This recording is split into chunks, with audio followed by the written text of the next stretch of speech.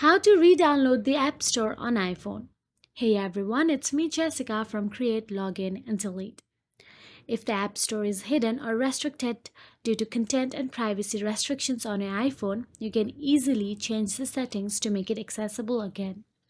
First of all, open the Settings app on your iPhone. Now all you have to do is scroll down and tap on the Screen Time option available there. Now, once inside the Screen Time, again, you will have to scroll down and tap on the Content and Privacy Restrictions option available there.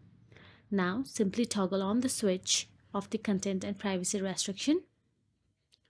Then, once you do so, tap on the iTunes and App Store Purchases option available right below it.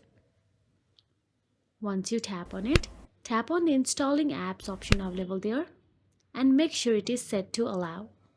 And that is it. If you found this video helpful, please like, share and subscribe, and thank you so much for watching.